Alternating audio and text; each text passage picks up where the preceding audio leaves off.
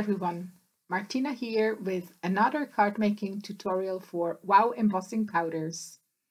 Today I'd like to share a ink pad swiping technique for backgrounds with you that I actually stumbled over when I've been creating the gift wrapping papers last week.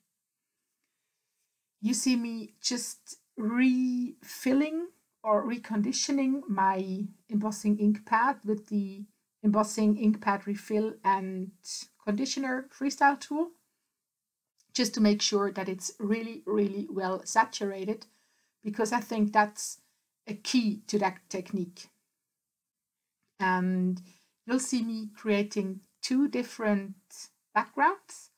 And for the first background, I'll be using the ink pad from the upper and the bottom side and swipe to the middle, just leaving the middle out, just to get well color on the top and the bottom and have no color in the middle of the paper.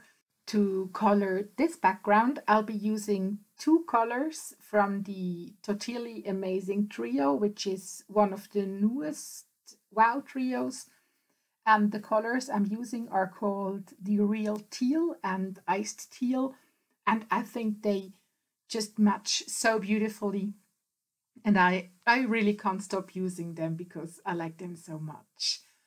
You see me just getting both colors on the background in one go, because I wasn't pouring the embossing powder on the whole surface. I was just placing it on random places, tapping the excess powder off and using the second powder on the background paper so that everywhere where the ink is saturated, the embossing powder won't stick. So I still have both colors showing really well on the background.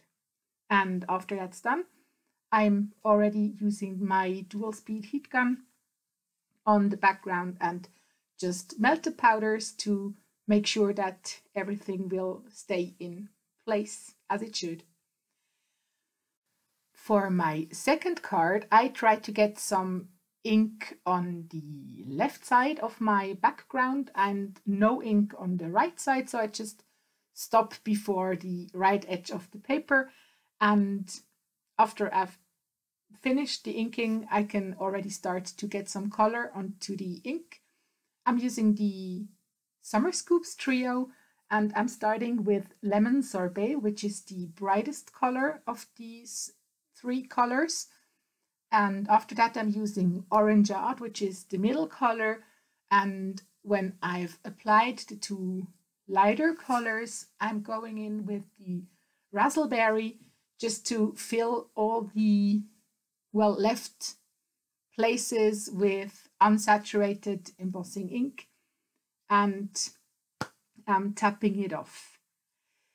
Since I didn't like the edges of my ink pad swiping, I've taken a dry, soft and fluffy brush and just created some uneven edges to my embossing powder and dusted the excess powder off. And I'm again ready to set everything with the dual heat embossing fan.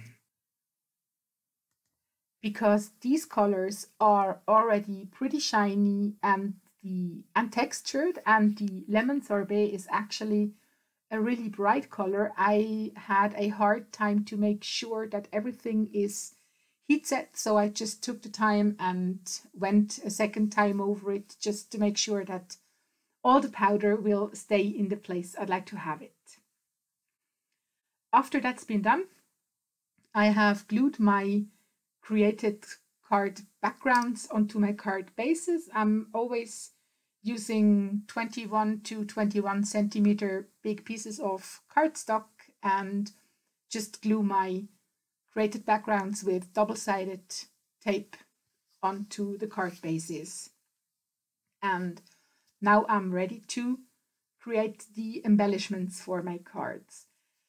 Since the backgrounds are really colorful and in my eyes already speak pretty much for themselves, I try to keep the decoration and embellishment of the cards pretty simple. I have two die cut words. It's a love and a hi die from Alexandra Renke. And I have this hello friend and thinking of you sentiments, which are actually Spellbinder's glimmer sentiments. And I think that will be absolutely enough to decorate these cards.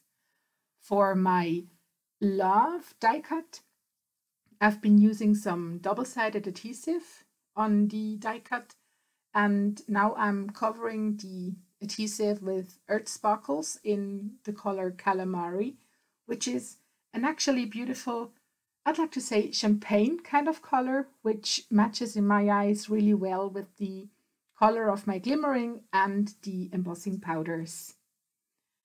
And for my high dye, I am using the Pearl Gold Sparkle. I had difficulties to decide if I should use the Pearl Gold Sparkle or the Metallic Gold Sparkle.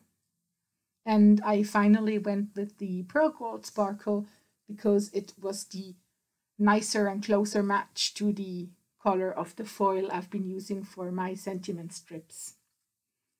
And after that's been heat set, I'm done with all my preparations and I'm ready to, well, finish my cards and glue everything down.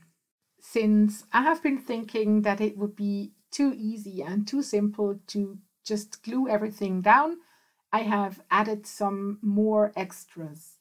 I have cut some banner edges to my sentiment strips and I have added some double-sided adhesive foam tape to my sentiment strips just to make them a bit more standing out. I have backed the high die cut with double-sided adhesive, foam adhesive.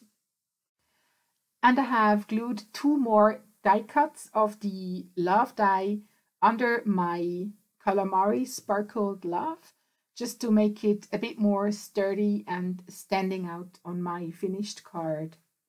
And you see me now just adding the last finishing touches, which are sequins and sprinkles, which I simply glue onto the cards. And that's it for today's cards. I hope you liked my two backgrounds. I hope you are inspired to get creative and maybe you have your own ideas in which ways you could use the embossing ink pads on your paper and create your own cards with the amazing Wow embossing powders. I'm looking forward to next week's video and wish you a wonderful day. See you next week. Bye.